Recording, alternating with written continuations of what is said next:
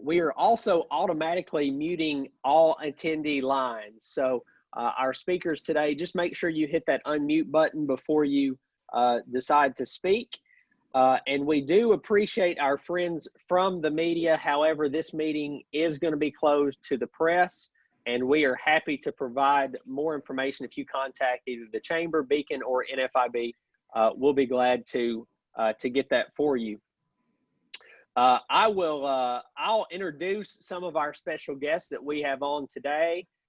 You've probably seen some of them already, but obviously Senator Brian Kelsey is on, who sponsored the resolution over in the Senate last year and guided it very, very competently through the Senate.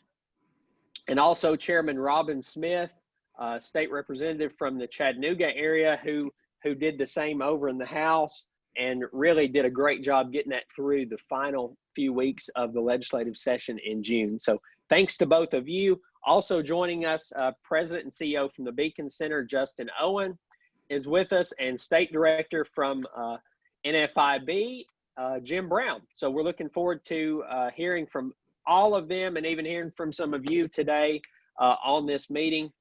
And as I mentioned, we're going to try to get you in and out of this meeting very efficiently and hopefully give you some information you can use as we head into the 112th General Assembly.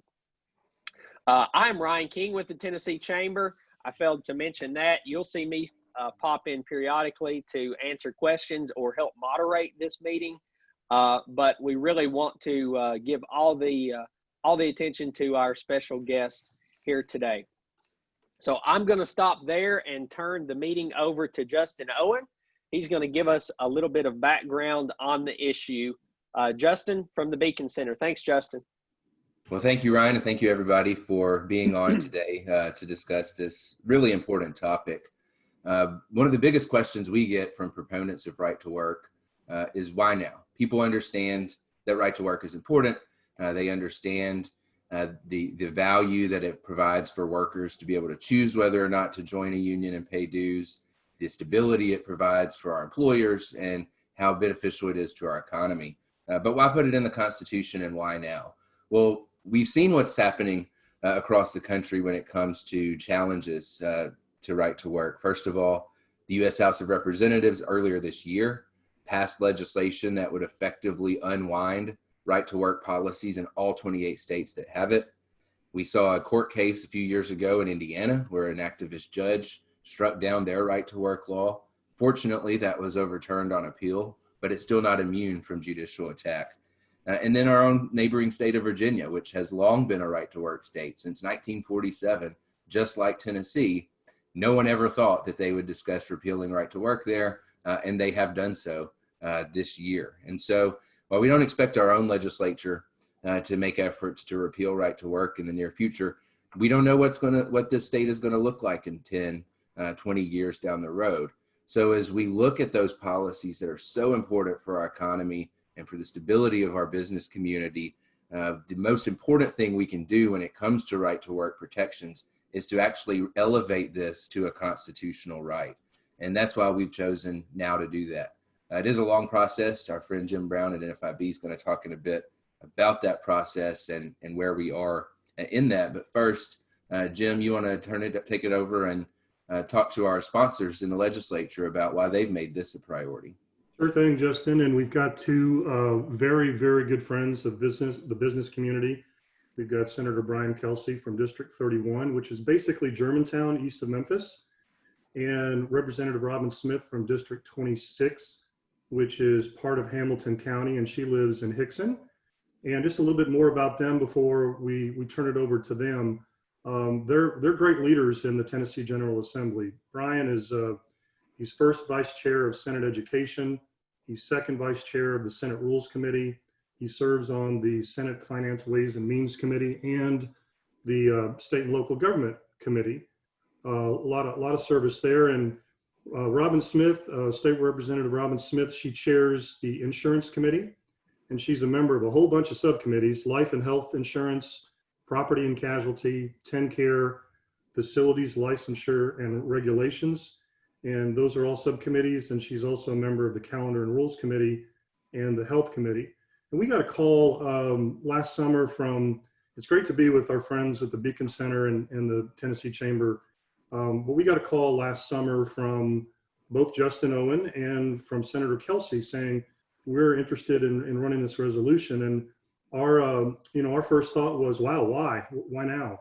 And Senator Kelsey, I'm going to turn it over to you first to talk about that, because you're really the first champion of this issue. And Robin Smith came in and did it for everyone in the House. But Senator Kelsey, would you talk about why you brought this and why you championed this year?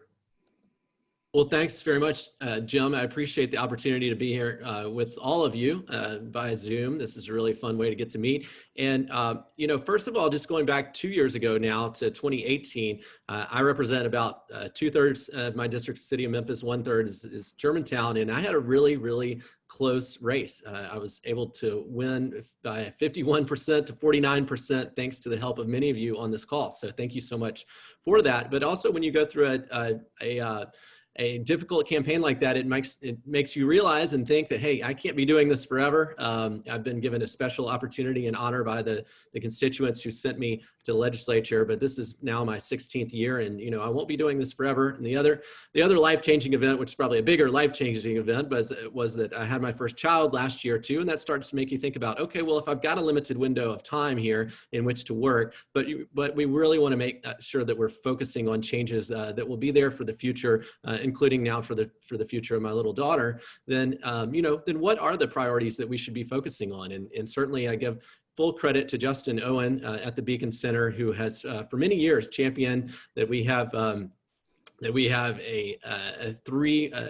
use your words, Justin, a three-legged stool there of economic development in the state, and that we don't have a state income tax, and that we have provided some tort reform in the state. And then the third and final one is that we're a right to work state. And that is just, it's really vitally important to the economic development that we have. And I've always known that we were a right to work state for sure.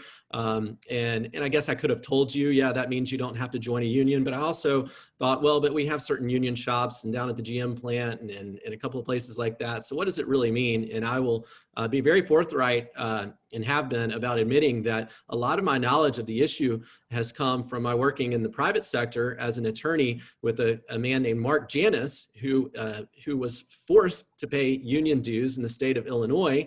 And he's a colleague of mine now. And it just, it was the first time it really sunk into me that this sounds really un-American. So you're telling me you did not want to join a union, and yet you were forced to have these union fees taken out of your paycheck every single 2-week pay period against your will. And I said, this is just horrible, and we should never do this in America. And now in his case, thankfully, that was a case that our law firm, Liberty Justice Center, won for government workers to not have to do that anywhere in the United States. So all 50 states, that is gone. But on the private sector side, that's where it really is still an issue. And in looking around at other states with Justin, we realized that here, our competitors down in my corner of the state here in Shelby County, we've got Mississippi and Arkansas. They've actually added right to work to their state constitutions. Alabama did it very recently, just 4 years ago.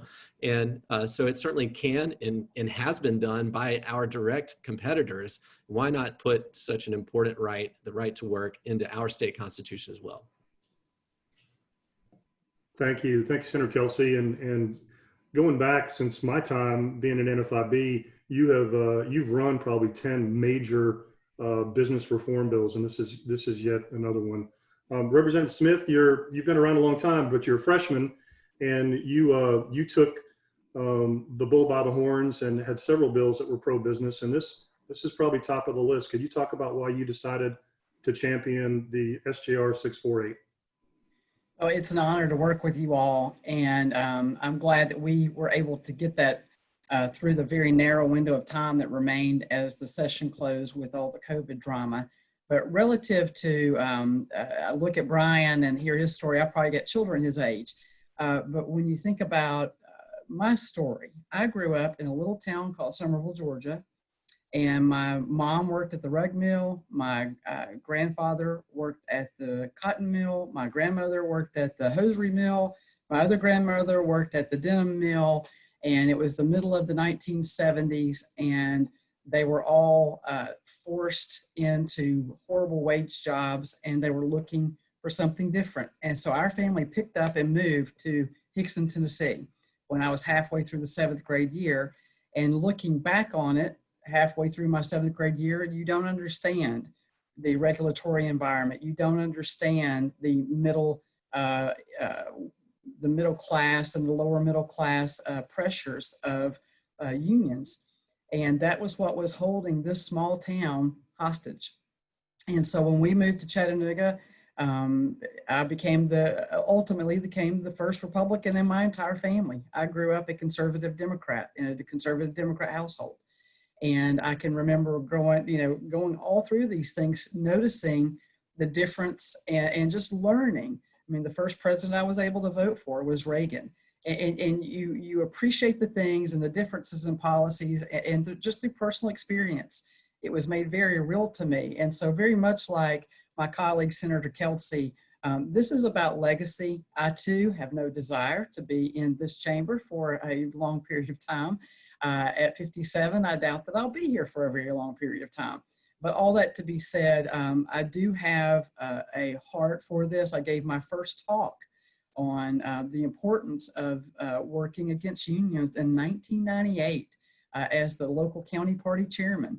And so I do go back a long ways. And now that Volkswagen is in my district, as well as Amazon here in the area, there are very real and close personal needs that we've got to make sure that we champion. And it does make a difference. And I would just say, before happy to open up for other dialogue and questions, I do think that the downward pressures of the economy with the lockdowns is going to make this bill a little more difficult, because I think that voters' rights are going to be pushed very difficultly in union shops, and we're going to have to fight for this bill to get it across the finish line next year. And so what I don't want us to do is to think that we've gotten one step and we're closer, but we really still have a fight ahead of us, because as I've learned after decades of working against the center left, they never quit and they're always unified. And we've got to make sure that we mount up the equal response. And this is that important that we have to get this put into our Constitution. Thank you. Both of y'all did a fantastic job in the committees and also on the floor. And so first question, and we'll do Q&A here with the chamber, but first question I have is the process going forward. Where do they stand now? Representative Smith, you mentioned the next year. So a little bit about what happened this session and what the process is going forward. Can you all talk about that for our audience? Well, I will tell you what, since it's the Senator's resolution, I think we have decided to put this through the Senate chamber first. So I'm going to yield the floor to my Senate colleague, because here's what will happen. We have a longer track in our side going through subcommittees. However, I do think that we've got to go through this, and I would hope that we do this early, but I'll yield the floor to the chairman since it is a Senate resolution. Well, Representative Smith is very kind. I've served in the House as well, and she's right that it just logistically takes longer to get things through the House. There are more steps in the process. So it does usually make more sense to move things like constitutional amendments through the Senate first, because they don't necessarily run concurrently like other bills do. And so we will try to do that on the Senate side first and send it over as quickly as possible to the House side. But she's absolutely right. This is going to be a battle next time around, because it not only has to pass like it did this past time with simple majorities in the House and Senate, but next time around, it's got to pass with 2/3 majorities. So that's a much harder threshold to get to. And the other thing is the AFL-CIO was very upfront. They didn't tell me, they probably didn't tell her this directly, but I heard it indirectly from several of my colleagues. But the AFL-CIO said, we are not going to fight this year with the simple majority, but we are going to fight it very, very hard next year in 2021, because we know it needs to meet a higher threshold at that point. So we definitely need to be aware of that and know that we're going to have a battle on our hands next year for sure. We've got to get 22 out of 33 senators. We got to get 66 out of 99 state reps.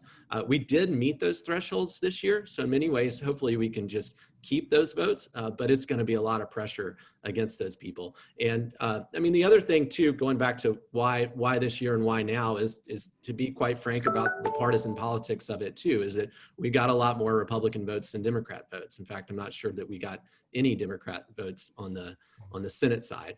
And so, I mean, we have 2/3 Republican supermajorities right now in the legislature. We may not have that after November.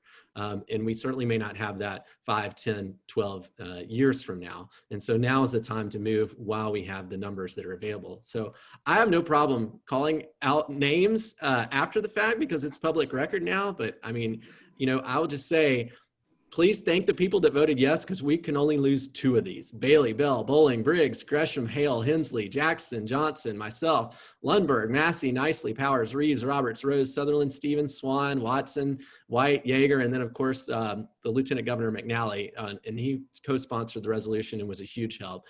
But we had no votes from Memphis Democrat Ackberry, from Republican, from Hamilton County Gardenhire. We had a no vote from Democrat Gilmore in Nashville, Democrat Kyle in Memphis, Democrat Robinson in Memphis. And then we had 4 people who didn't vote at all. And that's Crow, Dickerson, Pody, and Yarborough. And, sometimes we don't vote because we have to get home and we have things to do. And sometimes we don't vote because it's just convenient to be in the bathroom at that time. and I don't know about Representative Smith, but I will be willing to admit that I've been in both categories at different times and different votes and different issues in my time in the Senate. And I think for the House, more of the people fell into the category, the first category of they truly couldn't be there at the time. But in the Senate, they probably more of them fall into the latter category in which they felt it convenient not to be there. And so those are people that if you know personally, you can certainly talk to them and encourage them to be there next time. Yeah. And I'll just build on Chairman. I'll just build on Senator Kelsey's comments that the thing I would just simply say is we had a lot of excused absences that last week of our session.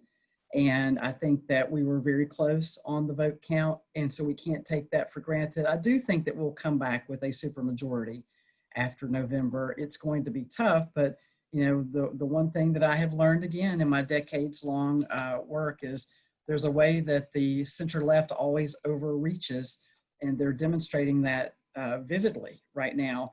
And we just need to make sure that as it relates to our races in this state, that we don't nationalize our state legislative races. And if we can keep everything on a state level, that's much better. And so I think that's going to be a blessing in disguise. So to that end, I think that we have to have a very tight message and a benefit that we can articulate to members. Like, for instance, Rush Bricken was a vote that was very much in doubt on the House side because the AFL-CIO guy lives in his district. And I understand voting your district. We've heard that a lot. And so we're going to have to build some value into that, to translate that into the district so that he can be a little bolder in his stance. So, again, I don't take anything for granted, but I do think that I think this will pass. It's just we have got to make sure to work as hard on this coming year as we did this previous year. Great points, y'all. And this came close to not passing in Alabama back in 2016. It was a very close vote for that supermajority. It eventually did pass in 2016, and it was the 9th state for it to go into their constitution. So, I think y'all are hitting on something very important here. Senator Kelsey, you mentioned some names.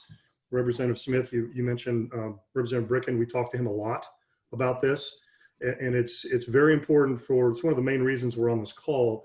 The leaders who have joined us to go back into the districts when you see Senator Dickerson, when you see Senator Gardenhire, when you see Senator Crow, you see all of them, to mention this to them as one of the key issues in the next General Assembly. So thank you for saying that.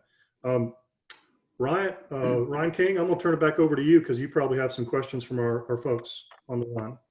No, we do, Jim. And let me remind you, if you have a question, just enter that question into the chat window and direct that question to the moderator. So our first question have we heard from the governor's office on the resolution? Are they supportive, deferred, or not supportive? I'll be happy to take that, Ryan. So we've had several conversations with the governor's office on this. We want to make sure that they were comfortable with this moving forward, in part because once we get through the legislative process and it goes on to the ballot for voters to ratify, it will coincide with the governor's reelection, should he in all likelihood run for a reelection. So we wanted to make sure he was comfortable with it. We got their blessing. They gave it the green light. They didn't engage on it this year. Frankly, they just had other priorities and knew that this was the hurdle to pass this year was so much lower that it looked good. We've had positive conversations with them about being more engaged next year because, as Senator Kelsey mentioned, that threshold is higher. We have to get a 2/3 majority of both houses. And then certainly once it's on the ballot, we want him to be championing this because it will be on the ballot along with his own name. And so we've had good positive conversations there, and we'll be asking them to fund this in their budget as well, because there is a fiscal note that will attach to it, which has to be funded in order for it to pass out of Finance Committee, at least on the House side. And so, like I said, conversations have been positive, and we do expect them to be more vocal in the future, but they have been supportive from the beginning. I'll add that the governor is definitely for this. We've had similar conversations, but it's important for everyone on the phone when you see Governor Lee and his team members here in the next couple of months and year to bring this up. So, that the voice does elevate. So when he's talking at different businesses, this can be part of his speech to the local chamber. So please do that when you're seeing Governor Lee back in the district. Great. And to our sponsors, it seemed like during the General Assembly, most of the conversation was debating the merits of the policy. How difficult has it been to communicate to your colleagues in the House and the Senate that you're not necessarily debating the policy, you're debating whether or not to place that policy into the state constitution? And kind of to spin off of that, part two, what are some other issues you guys have been hearing from your colleagues? Well, I'll start with that. The greatest question that I had to overcome was the very question that Justin started off with. Why, we've already got the law. Why in the world do we need to put it in our Constitution? Are we not opening our Constitution too frequently? And as those conversations continued, and it was a blessing in disguise. Sometimes, the good Lord just flies you in something like this. But 2 days prior to me going to the well to work this particular bill, after the third reading, was when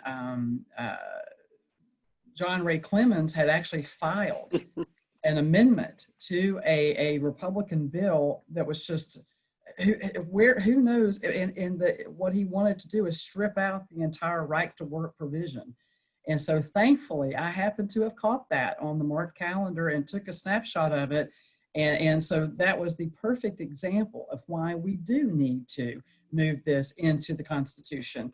And so that was a blessing in disguise. And then even, Rush Bricken on the floor voted in the affirmative. So I know in the committee, he was a soft, silent no. But even on the floor, after I made that point, that was what moved him to an affirmative, to see that something within less than 72 hours of us working and taking the vote on the bill, there was an effort to strip that provision out of our law.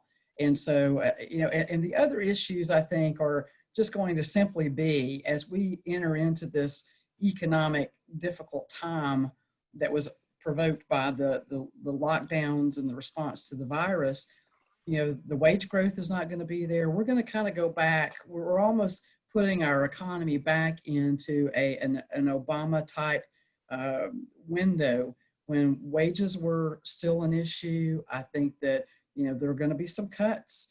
And so we're going to have to thread the needle on making sure that we talk about how that this is pro-worker, and it neither penalizes the union membership or the decision not to join the union. And I'll just say that certainly, I mean, Representative Smith did yeoman's work for sure on the House side, because it's just harder to get all the information out to all the different members, and especially the committees are larger in size, and so you're dealing with many more issues. And so she did a great job of answering all these objections. Another common one that I heard was that, well, if this is just a policy, we don't put policies in our state constitution, we put general frameworks. And I think a point that I personally did not make strongly enough last year that we need to focus on is that our state constitution starts off with a Declaration of Rights. And it is exactly this. It's a list of individual rights that Tennesseans have. And the right to work is just as important as any one of those rights that's listed there. And it absolutely has a place in our state constitution.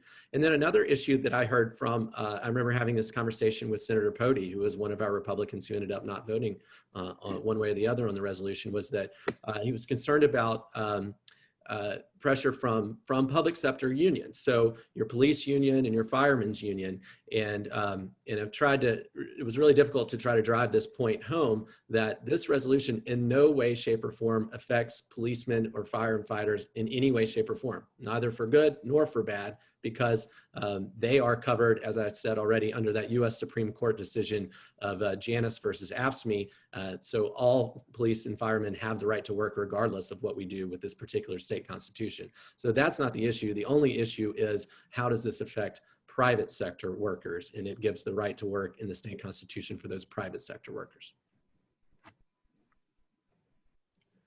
And I've got one more question, unless we have others to come through. And again, just a reminder to type that in the chat window if you have some, but maybe, well, to either of our sponsors or guests, but maybe Senator Kelsey. So if Congress has passed a PRO Act in the House of Representatives, essentially preempting these types of policies in states, how does, from a technical standpoint, how does moving right to work into our state constitution prevent the PRO Act from taking effect in Tennessee or being effective in Tennessee? Well, that's a good question, because unfortunately the answer is if both chambers of Congress pass the PRO Act, it would override even a state constitutional provision in Tennessee. But thankfully that PRO Act has only passed the House of Representatives in Congress and has not passed the Senate. And I think as the Senate is currently put together with Leader McConnell as the majority leader, it has zero chance of ever passing the Senate. But that, again, these are things that could flip come November or in future years. So what I think it does by putting it into the state constitution is it not only solidifies the act within Tennessee for sure, but it sends a strong message to Congress that this is how strongly we feel about the right to work in our right to work states, that we're willing to put it into our state constitution. And so before you go trying to pass these acts like the PRO Act, just know there's going to be a huge backlash when it comes to congressional elections from putting forward these policies that are so radical that they alienate 28 out of the 50 states. Well, very good. Obviously, next steps are really important to us. Go ahead, Jim.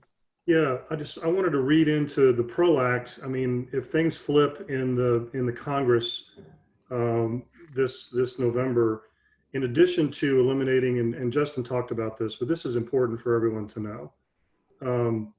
It would eliminate those 27 right to work laws. It would restrict an employee's ability to accept or reject union representation through the use of a secret ballot. That's called card check. Basically, you become unionized once you get to 50%, and then you have to determine what kind of representation is set up. It would require employers to provide the personal contact information for all employees to union organizers. It would allow unions to participate in secondary boycotts throughout the supply chain. It would impose binding arbitration on employers when they fail to reach an agreement with the union within 120 days. There's a lot more here. It would codify the NLRB's Browning-Ferris industry's joint employer standard, which would really threaten, compromise the small business subcontractor relationship. So, and then the last one, it would adopt the California's ABC test, which we just removed our ABC test for unemployment and other areas the previous year. So this bill that's in Congress, that right to work piece, is a big part of a whole lot. And we just wanted to make you aware of that. So Ryan, I'll turn it back to you. No, thanks, Jim. Let's turn back to Justin now to talk a little bit about next steps and what all of us on this call can do as we prepare for the second General Assembly of this resolution. Justin, go right ahead. Thanks, Ryan. As Senator Kelsey said, the unions have made it clear that they're going to fight a lot harder this next time around because the threshold is higher. And so we've got to be more prepared. We didn't really do a lot in terms of public awareness and calls to action this first time because we didn't have to, frankly. I didn't want to exhaust the well. And so going forward, though, we know that this is going to be a bigger battle and more important. So we do need a couple of things from you.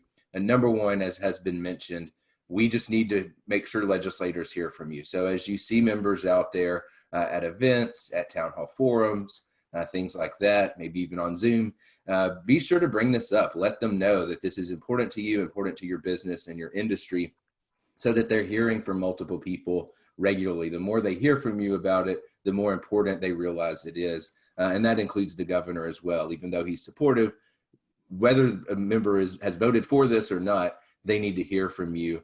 And particularly those that Senator Kelsey mentioned earlier, that they either didn't vote on it or voted no. We would really like for them to hear from you about how important this is for that supermajority vote that we need next year. The other thing that we need is stories. We really want to show the human aspect of this. We want to show that it's not just a philosophical debate, a public policy debate, but it impacts real people. That fundamental right to choose whether or not to associate with the union and pay your hard-earned money to that union that story needs to be told. So if you have workers who are passionate about this and willing to speak up, we would love to hear from them. Just let us know. You can reach back out to just respond to the email you received for the RSVP so that you can let us know that you're interested in either your company, you personally talking about it, or a worker that works for you talking about it. And we can do all kinds of things with that. It can be as simple as helping them write a letter to the editor to their local paper, describing their story, all the way up to coming to testify in the legislature when the time comes, based off whatever they're comfortable doing. But to the extent you can help us identify those stories so that we can show the human aspect of it going into the next legislative session in January will be important. Great. So as we move to start to close down, do we have any final remarks from any of our guests here? I'll just say thank you and let's work hard. Yes, thank you for all of your help and support getting us to where we are so far.